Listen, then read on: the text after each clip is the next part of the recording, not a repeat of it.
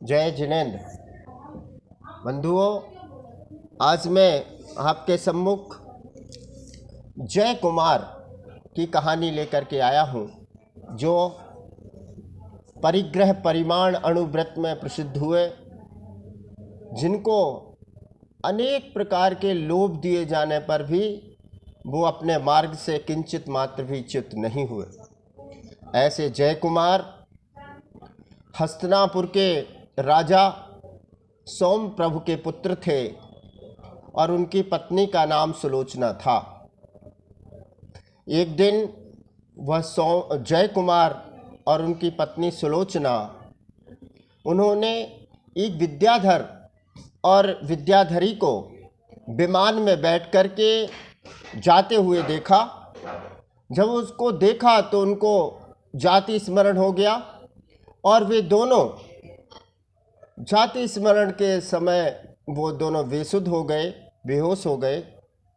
थोड़ी देर के बाद जब उनको होश आया तो उन्होंने देखा कि जो पूर्व भाव में उन्होंने विद्याएं सिद्ध की थी, वो विद्याएं उनके पास आ गई और प्रकट होकर के वो कहने लगी कि आप हमें जो आज्ञा देंगे हम वही करेंगे।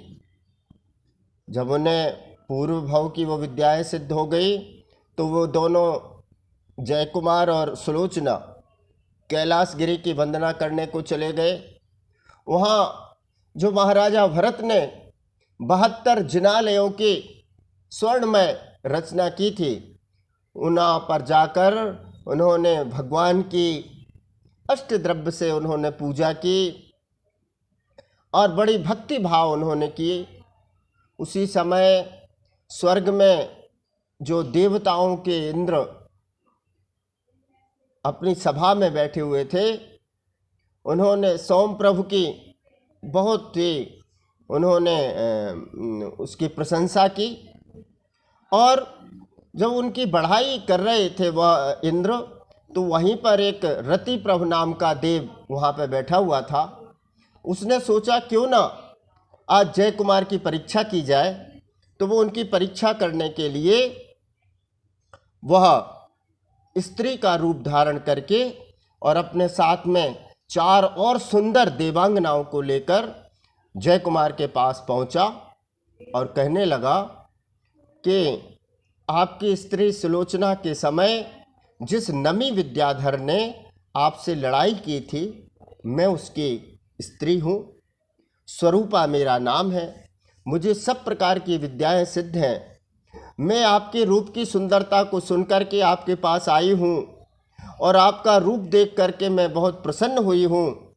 अब मैं आपके रूप के सामने अपने पति से विरक्त हुई हूँ। आप मुझे अंगीकार करो। मैं संपूर्ण विद्याएं और राज्य आपको सौंपने के लिए तैयार हूँ।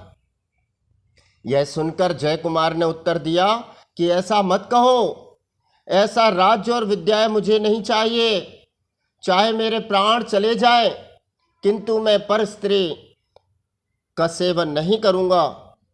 अरे सुंदरी, जैसा तुम्हारा रूप सुंदर है, वैसा ही यदि तू शीलवान भी होती तो कितना अच्छा होता। सोने में सुगंध हो जाती।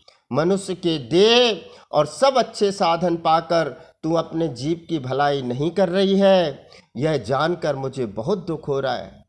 अब तू पतिव्रत धर्म धारण करके भगवान की पूजा कर, स्वाध्याय आदि में तत्पर हो। इस प्रकार बहुत समझाकर जय कुमार ने सामायिक में मन लगाया और विधि पूर्वक सामायिक करने लगा। सामायिक करके ध्यान में लीन वो जय कुमार हो गया। तब वह बनावटी जो स्त्री रति प्रभु देव था, उसने उसे ध्यान से चिगाने के लिए भांति भांति के खोटे गीत सुनाए, तरह तरह के विकराल रूप उसको दिखाए, परंतु वह धीर वीर जय कुमार किंचित मात्र भी चलायमान नहीं हुए। तब अंत में हार मानकर उस रति प्रभु देव ने अपना सच्चा रूप दिखा दिया और बड़े संतोष से कहने लगा कि हे जय कुमार, तू धन्य है।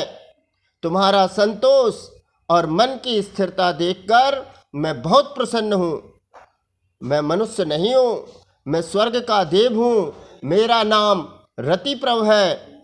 इंद्र महाराज ने स्वर्ग में आपकी जैसी महिमा कही थी, मैंने तुम्हें वैसा ही पाया। इस प्रकार रतिप्रभ ने जय कुमार की बहुत प्रशंसा की, बढ़ाई की। बहुत से कपड़े, गहने आदि भेंट में देकर वो रतिप्रभ स्वर्ग में चला गया। जय कुमार अपनी स्त्री सुलोचना सहित कई दिनों तक कैलाश पर्वत पर रहे, भगवान की पूजा वंदना आदि करके फिर अपने घर आए और कुछ दिनों तक गृहस्थी के सुख भोग कर वो मुनि बन गए। महातप धारण करके मोक्ष पद की उन्होंने प्राप्ति की। सुलोचना ने भी श्रावक के व्रत धारण किए और समाधि पूर्वक मरण करके वह स्वर्ग में चली गई। इस प्रकार वो जय कुमार धन्य है, जो विद्याओं और राज के लोभ में न पड़कर धर्म में दृढ़ रहे। उनकी यह कथा सुनकर और कहकर सबको परिग्रह से विरक्त होना चाहिए, अथवा तृष्णा घटाते घटाते बहुत थोड़े परिग्रह में संतोष मानना चाहिए। हम सब के लिए वह जय कुमार प्रेरणा सूत्र हैं। वह जयवंत होवें और उस मोक्ष संपदा को जिन्होंने प्राप्त करके और मुक्ति रमा का वर्ण किया, ऐसे वे जय कुमार और सुलोचना धन्य हैं। जय नम जय तु शासनी।